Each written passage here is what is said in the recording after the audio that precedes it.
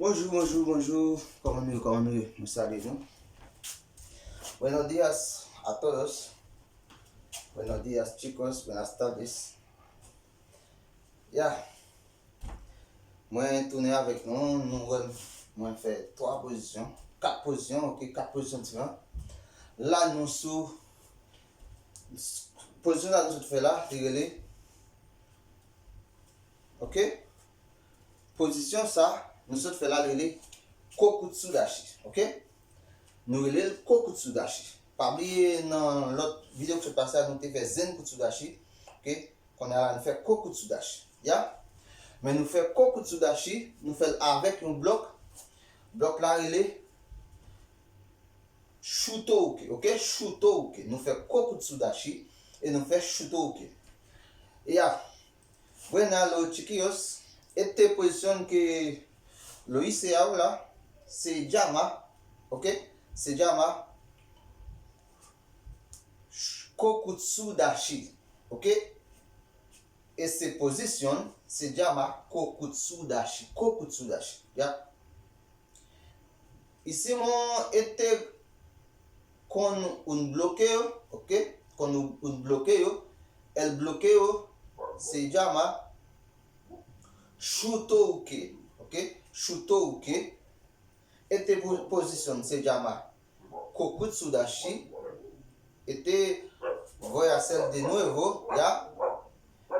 Se llama Kokutsudashi, ¿ya? Kokutsudashi, ¿ya? Se llama Zen Kutsudashi, mais la diferente, ¿ya? Zen Kutsudashi, así Kokutsudashi, ¿ya? Zen Kutsudashi, Kokutsudashi. Se llama Zen Kutsudashi, se llama Kokutsudashi, ¿ya? Vamos a hacerlo con un bloqueo, ¿ya? Vamos a hacer con un bloqueo. Ese bloqueo, ¿ya? Bloqueo se llama Shutouke, ¿ya? Lo hago en 4 lados, en derecho, izquierda, adelante y atrás. Esta posición puede atacar y puede defender también, ¿ya? Voy a explicar otro idioma. Moi dis comme ça, bloc ça, ou qu'a fait avant, ou qu'a fait derrière, ou qu'a fait à gauche, ou qu'a fait à droite. Ça dépend des côtés mon a attaqué là. OK? Nous dit Kokutsudashi a une différence. OK, nous dit différence c'est Zen Kutsudashi, c'est genou, yo dit genou li plié. OK? Mais nous dit Kokutsudashi genou pas plié, c'est genou derrière qui plié, ouais, genou derrière plié un petit poquito derrière, OK? Et puis genou devant li gagne un petit barré tout petit, mais il pas plié net, OK? Après ça différence qui gagne entre Zen Kutsudashi avec Kokutsudashi encore, pied yo dans même ligne, OK? Pied yo dans même ligne. Pied yo dans même ligne, mais Zen Kutsudashi li pas dans même ligne, OK? Li différent. Yo parallèle, ouais, yo parallèle. Mais dans Kokutsudashi pied yo dans même ligne, OK? Chiquillos, diferente entre Zen Kutsudashi y Kokutsudashi. Decimos Zen Kutsudashi, los pies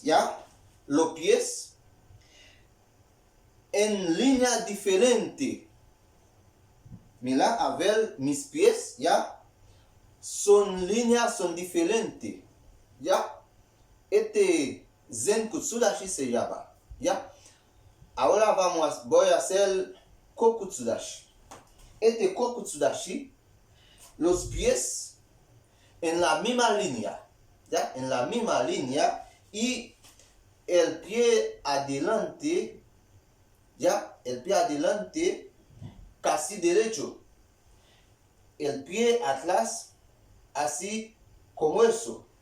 Zen Kutsudashi, mira como mi rodillo, como está, vamos a hacer con un bloqueo. El bloqueo se llama shutouke. Ya, así, ese se llama shutouke. Mira, mira mi mano, ya, shutouke. Ya. Con shutouke puede bloquear un mawashigiri. Ya, con shutouke ustedes pueden bloquear un mawashigiri. Ya, un oisuki, un kiyakotsuki puede bloquear. Ya, vamos a hacer de nuevo ich.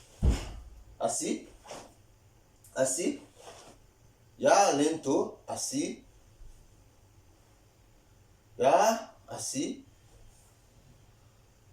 ya, otro lado, así, así, ya, vamos a hacer así,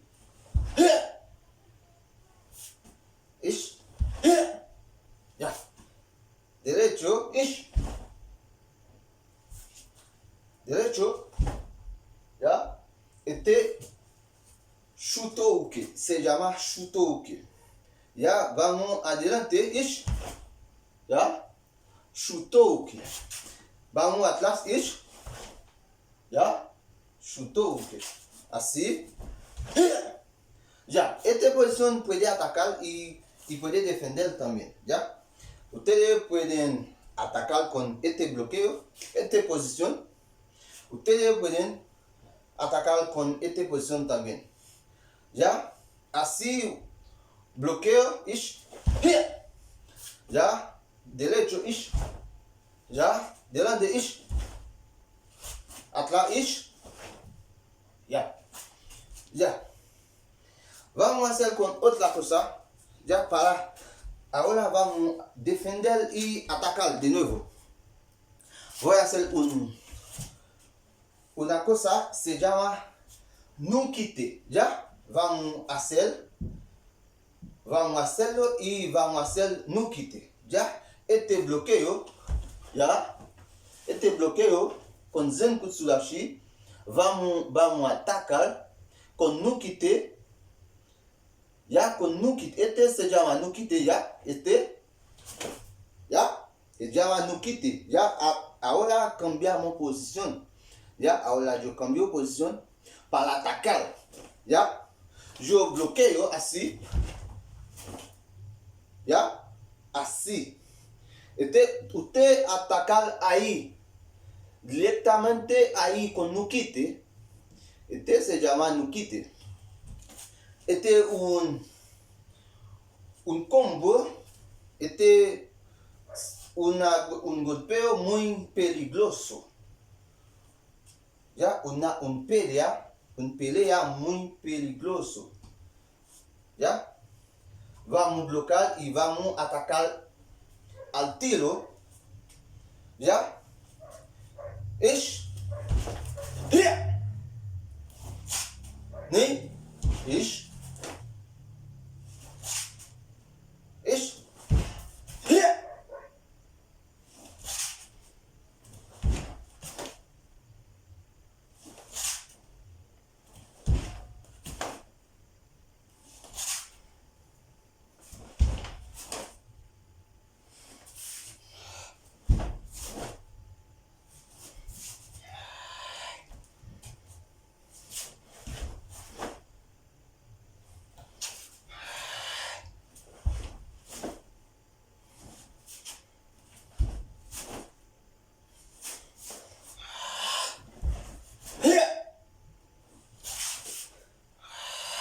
así vamos a hacer un poquito lento. Ish, ni, así.